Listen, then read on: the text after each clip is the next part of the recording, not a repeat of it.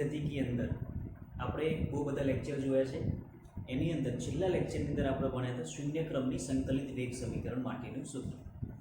તો આપણે લાસ્ટ લેક્ચરની અંદર શૂન્ય ક્રમ વિશે માહિતી મેળવી ચૂકેલા છે. તો ખાસ ધ્યાન રાખજો, શૂન્ય ક્રમને જ આજે હવે આગળ વધારીએ છીએ કે જેની અંદર આપણે અર્ધ આયુષ્ય સમય, 75% પ્રક્રિયા પૂર્ણ થવા માટે લાગતો સમય, 100% પ્રક્રિયા પૂર્ણ થવા માટે લાગતા સમય વિશે માહિતી મેળવીશું. તો ગઈકાલે દેટ મીન્સ કે લાસ્ટ લેક્ચરની અંદર આપણે જે ભણ્યા છીએ એ શું હતું? શૂન્ય ક્રમની પ્રક્રિયા. તો શૂન્ય ક્રમની પ્રક્રિયા માટેનું વેગ અચળાંકનું સૂત્ર શું હતું? તો કે r0 minus r of t છેદમાં ટાઈમ. તો આ શું હતું આપણા માટે? r0 minus r of t upon t એટલે કે r0 શરૂઆતની સાંદ્રતા, જ્યાં r0 બરાબર શરૂઆતની સાંદ્રતા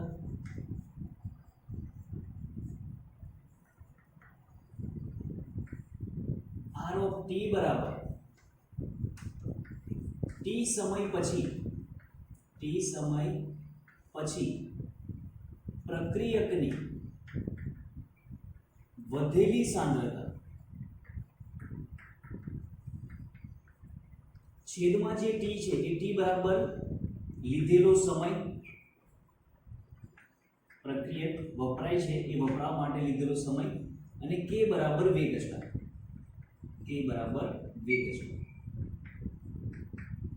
આટલી માહિતી આપણે લાસ્ટ લેક્ચરની અંદર જોઈ ગયેલા છે. તો આ લેક્ચર સમજવા માટે ગયા લેક્ચરનું આવડવું એ ખૂબ જ જરૂરી છે કે જેની અંદર આપણે શૂન્ય ક્રમની પ્રક્રિયા માટે સંકલિત વેગ સમીકરણ આપણે તારવેલું છે. હવે આજે આપણે આગળ જોઈએ છીએ કે શૂન્ય ક્રમની પ્રક્રિયા માટેનો અર્ધ આયુષ્ય સમય. શૂન્ય ક્રમની પ્રક્રિયા માટેનો અર્ધ આયુષ્ય સમય. તો સૌપ્રથમ અર્ધ આયુષ્ય સમય એટલે શું તેની વિશે માહિતી મેળવી લઈએ.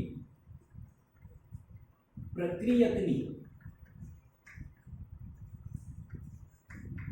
શરૂઆતની સાંદ્રતાથી અડધી સાંદ્રતા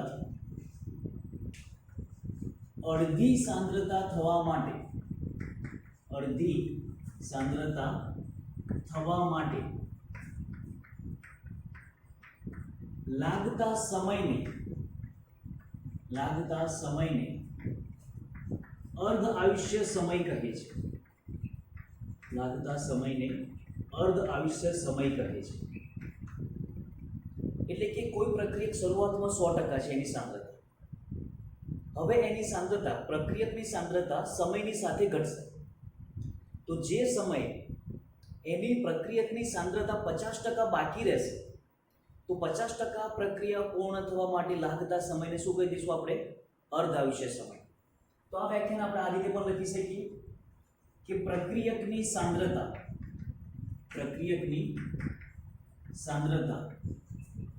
અડધી થવા માટે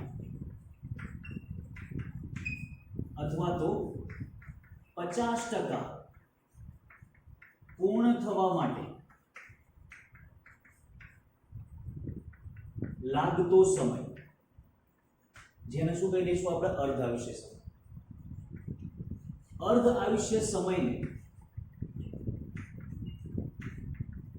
અર્ધ આયુષ્ય સમયને t½ અથવા તો t50% વડે દર્શાવવામાં આવે છે. અર્ધ આયુષ્ય સમયને શેના વડે દર્શાવીશું આપણે? t½ અથવા તો t50%.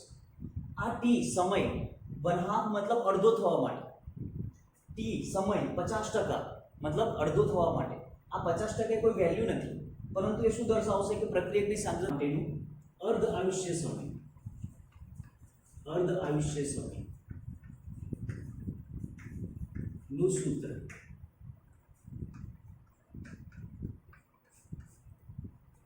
તો ધ્યાન રાખજો કે હવે પ્રક્રિયકની સાંદ્રતા, ધારો કે શરૂઆતમાં પ્રક્રિયકની સાંદ્રતા બરાબર r0. પ્રક્રિયકની સાંદ્રતા કેટલી છે? r0 શરૂઆતમાં. જ્યારે પ્રક્રિયકની સાંદ્રતા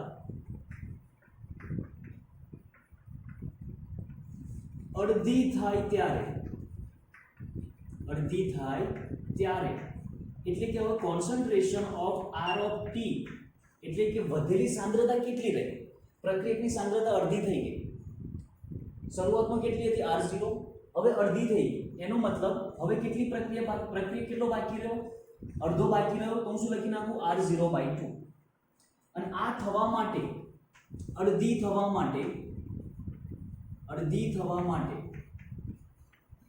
લાગતો સમય બરાબર T1/2. અડધી થવા માટે લાગતો સમય બરાબર T1/2. બરાબર છે? ક્રમની પ્રક્રિયાનું સમીકરણ શું હતું મારી જોડે? K બરાબર R0 minus R of T divided by T. તો R0 તો શરૂઆતની સાંદ્રતા છે. R of T શું છે? તો કે T સમય પછીની સાંદ્રતા.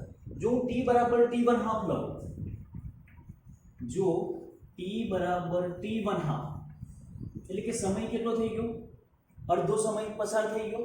તો અડધા સમય પછી R of T બરાબર શું લખાશે? R of T બરાબર શું લખાશે? R0/2. શું લખાય? R0/2. હવે આ બંને સમીકરણ આપણે આમાં મૂકી દઈએ તો શું થઈ જશે? K બરાબર R0 ની જગ્યાએ R0 જ માઈનસ R of T ની જગ્યાએ કેટલું આવી જશે?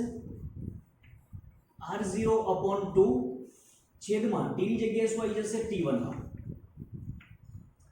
T1/2 નું સૂત્રનો કરતા બનાવી દો તો શું થઈ જશે? T1/2 ઇઝ ઇક્વલ ટુ, હવે એક R0 માંથી 1/2 R0 જાય, 1 R0 માઈનસ 1/2 R0 તો શું વધ્યું? R0/2. R0/2 અને K કઈ આવી ગયું? છેદમાં આવી ગયું. તો આ સૂત્ર શું બની ગયું? T1/2 is equal to R0/2K. તો આ અર્ધ આયુષ્ય સમયનું સૂત્ર મળ્યું મને. કોના માટે? શૂન્ય ક્રમની પ્રક્રિયા માટે. તો અહીંયાથી મને શું ખ્યાલ આવે છે કે T1/2 એ કોના સમપ્રમાણમાં છે?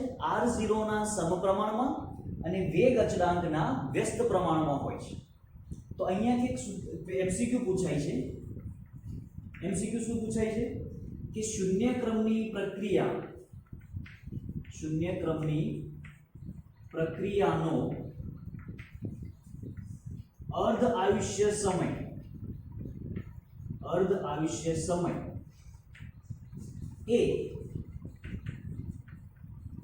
શરૂઆતની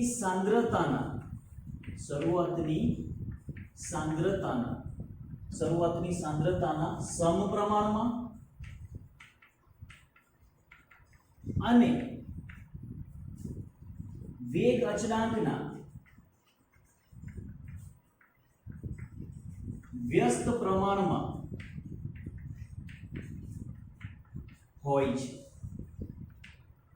આ સૂત્ર બહુ જ ઇમ્પોર્ટન્ટ છે, તો ખાસ ધ્યાન રાખજો. આના ઉપરથી દાખલા ગણવાના હોય છે. તો કે શૂન્ય ક્રમની પ્રક્રિયા માટે સૂત્ર શું થઈ જશે? T1/2 is equal to R0/2K. Clear? ફરી ધ્યાન રાખજો. T બરાબર T1/2 હોય તે સમયે પ્રક્રિયકની વધેલી સાંદ્રતા અડધી એટલે કે શરૂઆત ડિવાઇડેડ બાય 2. સૂત્રની અંદર મૂકીએ, એક R0 માંથી 1/2 R0 જાય તો 1/2 R0 એટલે R0/2. T1/2 ના સૂત્રનો કરતા બનાવો તો K કઈ આવી જશે? નીચે. તો શૂન્ય ક્રમની પ્રક્રિયા માટે શું સૂત્ર મળ્યું મને? T1/2 is equal to R0/2K. બરાબર છે? સમયનું મૂલ્ય પણ કેવું થશે? વધશે. કોઈ એક પ્રક્રિયા માટે, આ ખાસ સમજજો, કોઈ એક પ્રક્રિયાનો અર્ધ આયુષ્ય સમય એ પ્રક્રિયાની સાંદ્રતા ઉપર આધાર રાખશે. શરૂઆતની સાંદ્રતા તમે ઓછી લીધી તો પ્રક્રિયા 50% પૂર્ણ થવા માટે ઓછો સમય લગાડશે. સપોઝ એની સાંદ્રતા તમે વધારી દીધી તો પ્રક્રિયા થવા માટેનો અર્ધ આયુષ્ય સમય પણ કેવો થશે? વધશે. કોઈ એક પ્રક્રિયા માટે. ક્લિયર? T1/2 જોયા પછી આપણે જોઈએ છે હવે 75% પ્રક્રિયા પૂર્ણ થવા માટે. 75% પ્રક્રિયા પૂર્ણ થવા માટે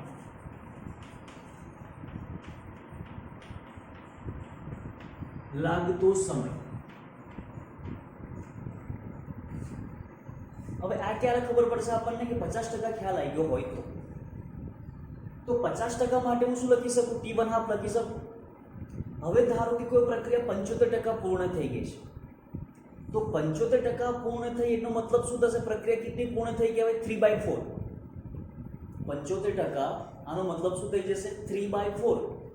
3/4 કરજો, આન્સર આવી જશે 0.75 એન્ડ પર્સન્ટેજમાં ફેરવી દઈએ એટલે 75%. બરાબર છે? તો 75% પૂર્ણ થવા માટે લાગતો સમય બરાબર t3/4, અથવા તો બીજું શું લખી શકો તમે? t75%. આનો મતલબ શું થઈ જશે કે 75% પ્રક્રિયા પૂર્ણ થવા માટે લાગતો સમય.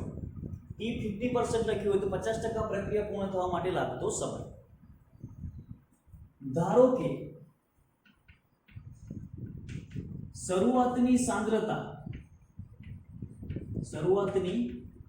સાંદ્રતા બરાબર r0 છે. પ્રક્રિયા 75% પૂર્ણ થઈ છે. 75% પૂર્ણ થઈ છે. તો વધેલી પ્રક્રિયકની સાંદ્રતા બરાબર કેટલી વધી? 25% વધી. 25% બાકી રહી.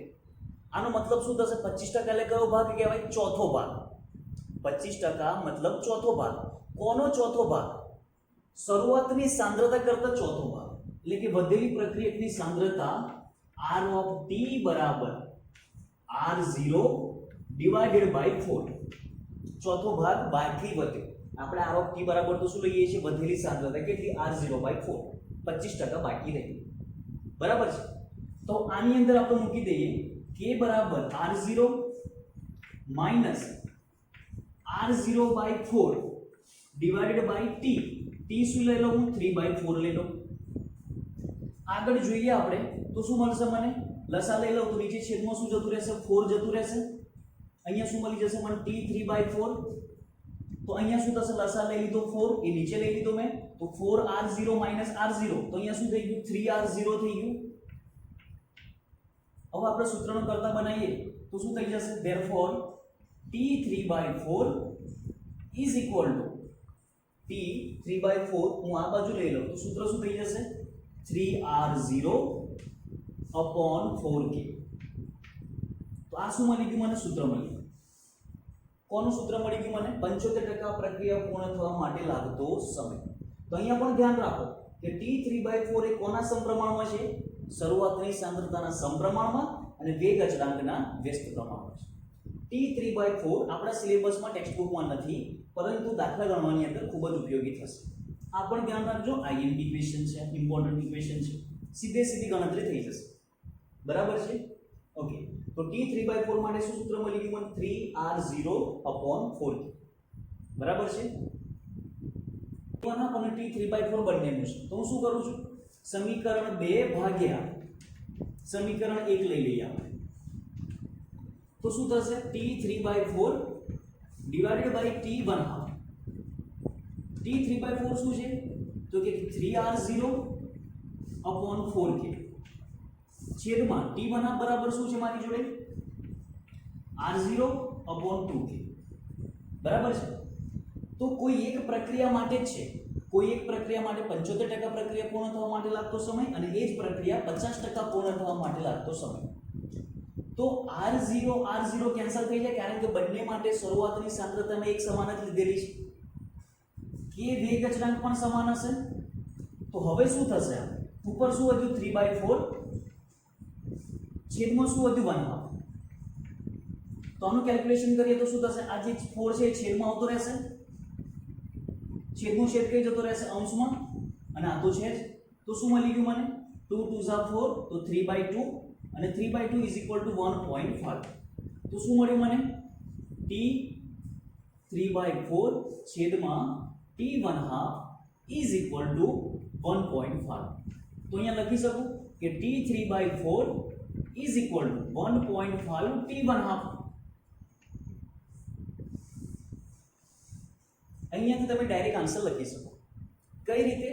તો કે કોઈ એક પ્રક્રિયાનો અર્ધ આયુષ્ય સમય એટલે કે 50% પ્રક્રિયા પૂર્ણ થવા માટે લાગતો સમય t1 આપી દીધો અને એવું પૂછ્યું છે કે તો 75% પ્રક્રિયા પૂર્ણ થવા માટે લાગતો સમય કેટલો? તો આ સૂત્રનો ઉપયોગ કરીને આપણે 75% માટે શોધી શકીએ. કન્ડિશન t1 આપેલો હોવો જોઈએ.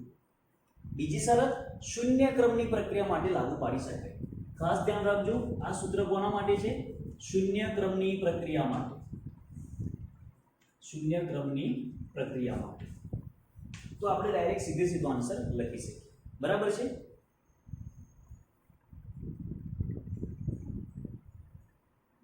કોઈ એક પ્રક્રિયા છે બીમાં રૂપાંતર પામે છે. શૂન્ય ક્રમની પ્રક્રિયા છે એવું કહી દીધું છે. તો પ્રક્રિયાનો ક્રમ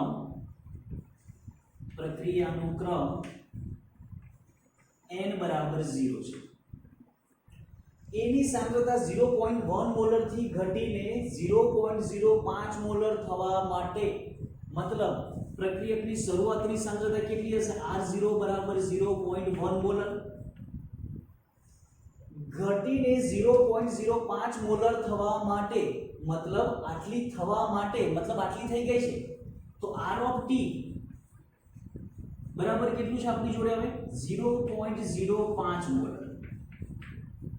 t જે આપી દીધેલો છે એ કેટલો સમય લાગે છે? 10 સેકન્ડ સમય લાગે છે. તો 75% પ્રક્રિયા પૂર્ણ થવા માટે કેટલો સમય લાગે? તો આ બે રીતે જઈ શકીએ આપણે. પરંતુ બીજી જે રીત છે એની અંદર k નો ડેટા જોઈશે મને. તો k નો ડેટા નથી આપે મને, તો હું ડાયરેક્ટ આન્સર કઈ રીતે લખું છું ધ્યાન રાખજો. શરૂઆતમાં કેટલી હતી? 0.1. થોડાક સમય પછી કેટલી થઈ ગઈ? 0.05. તો આ કઈ સાંદ્રતા છે? શરૂઆતની સાંદ્રતા કરતા અડધી સાંદ્રતા છે. આ અડધી સાંદ્રતા હું શું કરી શકું?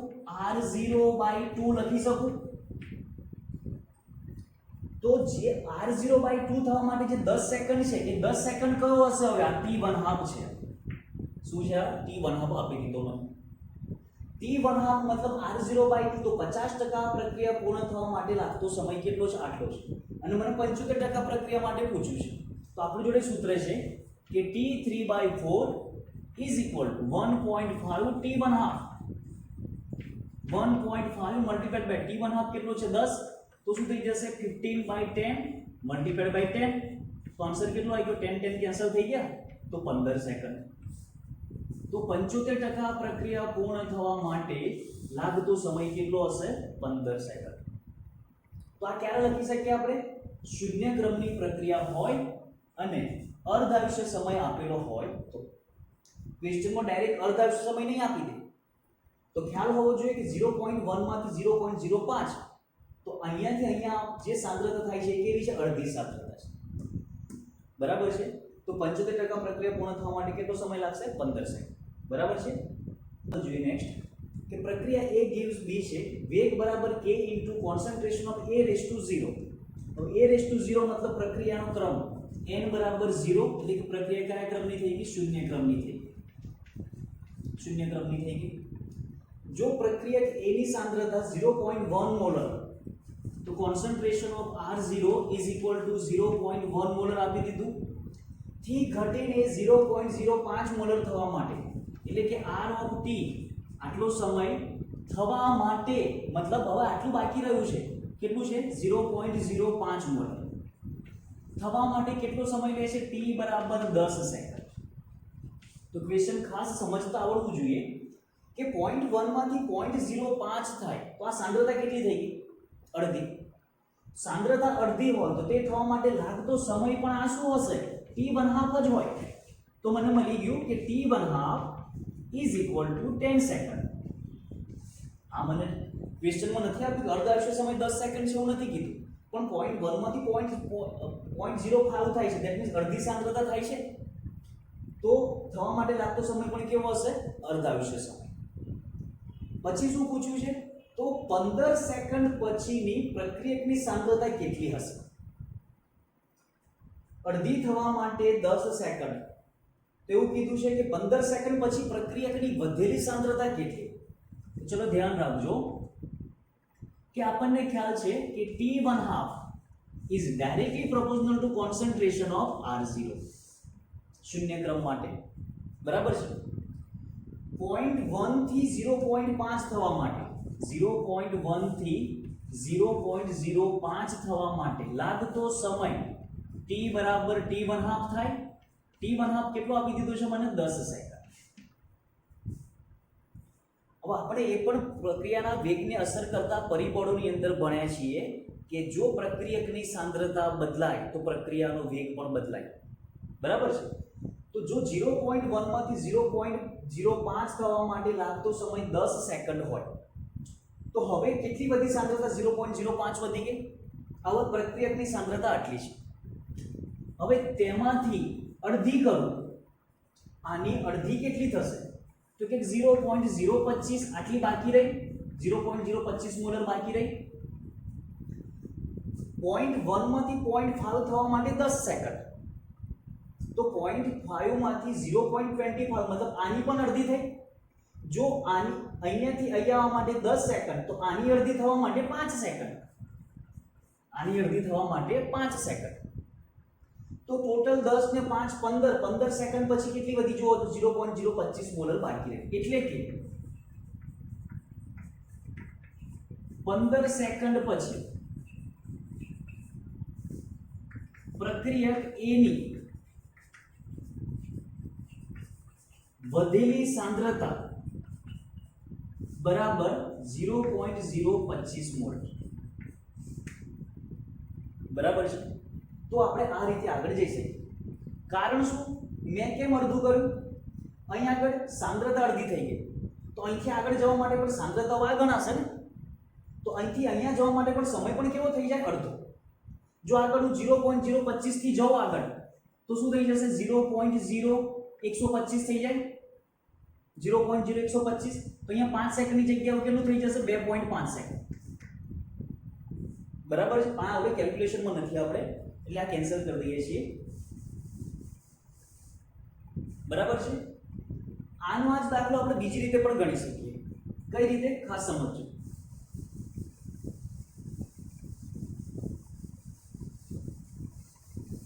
પણ આ કોના માટે વેલિડ ગણાશે? શૂન્ય ક્રમની પ્રક્રિયા માટે વેલિડ ગણાશે. ડાયરેક્ટ આન્સર કઈ રીતે? ધ્યાન રાખજો.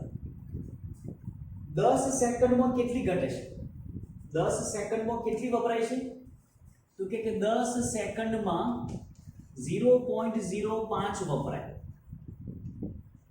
પ્રક્રિયક એની સાંદ્રતા કેટલી વપરાય છે? પહેલા 0.1 હતી, પછી 0.05 મોલર થઈ, મતલબ 10 સેકન્ડમાં કેટલી વપરાય છે? 0.05 વપરાય. તો 15 સેકન્ડમાં કેટલી સાંદ્રતા વપરાય? તો શું લખી શકો તમે? 15 ગુણ્યા 0.05 ડિવાઇડેડ બાય 10. તો શું કરી શકો તમે? 15 મલ્ટીપ્લાઇડ બાય 5 છેદમાં 10 છેદમાં 100 લઈ લો. 5 ડિવાઇડેડ બાય 100 તો શું થઈ જશે? 15 × 5 = 75 ડિવાઇડેડ બાય 1 2 3 તો 30 અને 30 એટલે 0.075 મોલર વપરાય. તો વધેલી સાંદ્રતા કેટલી? તો વધેલી સાંદ્રતા બરાબર શરૂઆતમાં કેટલી હતી? 0.1 એટલે કે 0.100 કરી દઉં. 1 2 3 છે તો 1 2 3 ક્લિયર. વપરાઈ કેટલી? 0.075. તો વધી કેટલી? 0.025 મોલર વધી. આ રીતે પણ તમે કરી શકો. પણ ક્યારે થશે? શૂન્ય ક્રમ માટે. આવું ડાયરેક્ટ ક્યારે કરી શકશો તમે? શૂન્ય ક્રમ માટે જ થાય. કેમ થાય? તો કે T1/2 is directly proportional to concentration of R0. આવું છે એટલા માટે આપણે કરી શકીએ, બાકી ના થાય. કારણ કે એક વખત અડધી સાંદ્રતા થઈ ગઈ પછી સાંદ્રતા પ્રક્રિયકની બદલાઈ ગઈ, તેનો અર્ધાયુષ્ય સમય પણ બદલાય. પછી ફરી પ્રક્રિયકની સાંદ્રતા આવી, પછી એનો અર્ધાયુષ્ય સમય બદલાઈ જશે. તો આમ અર્ધાયુષ્ય સમયની ગણતરી કરતા જઈએ આપણે તો પ્રક્રિયા આપણને પૂર્ણ જોવા મળશે. ક્લિયર? હવે આપણે જોઈએ છે 90% પ્રક્રિયા પૂર્ણ થવા માટેનો સમય. તો ધારો કે પ્રક્રિયકની શરૂઆતની સાંદ્રતા બરાબર R0 છે. 90% પ્રક્રિયા પૂર્ણ થઈ, 90% પ્રક્રિયા પૂર્ણ થઈ. તેના માટે લાગતો સમય t 90% કરું. t કેટલું કરી દીધું મેં? 90% કરી દીધું મેં. તો વધેલી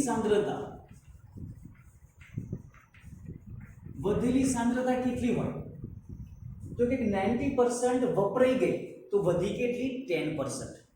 તો કેટલો ભાગ વધ્યો? 10મો ભાગ વધ્યો. તો વધેલી સાંદ્રતા કેટલું, કોનો 10મો ભાગ હશે? તો કે R0 નો 10મો ભાગ વધ્યો, 90 ભાગ વપરાઈ ગયો. તો 10મો ભાગ વધ્યો. તો અહીં આગળ શું આવશે? R0/10 આવશે. આ સૂત્રની અંદર મૂકીએ આપણે તો કે K બરાબર R0 માઈનસ R0/10 છેદમાં શું આવી જશે? T 90%. और T 90% ના બાજુ લઈ જઈએ આપણે તો T 90% ઇઝ ઇક્વલ ટુ છેદમાં શું આવશે? K આવશે. આ K અહીંયા છેદમાં આવી ગયું. વા 10 નો લસાઅ લઈ લો તો આ શું થઈ જશે? 10R0 માઈનસ R0 એટલે કે 9R0 અને છેદમાં 10 આવશે. કઈ આવતું રહેશે? આ બાજુ. તો 90% પ્રક્રિયા પૂર્ણ થવા માટે લાગતો સમય કેટલો થઈ ગયો? R0 R0/K × 9/10. બરાબર છે. તો આપણે આ રીતે પણ ગણી શકીએ. હવે જોઈએ આપણે T 100%. શૂન્ય ક્રમની પ્રક્રિયા એવી છે કે જે સંપૂર્ણપણે વપરાય છે. શૂન્ય ક્રમની પ્રક્રિયાની અંદર પ્રક્રિયક સંપૂર્ણપણે નિપજમાં રૂપાંતર પામે છે. તો પહેલો પોઈન્ટ એ લખીએ આપણે કે શૂન્ય ક્રમની પ્રક્રિયામાં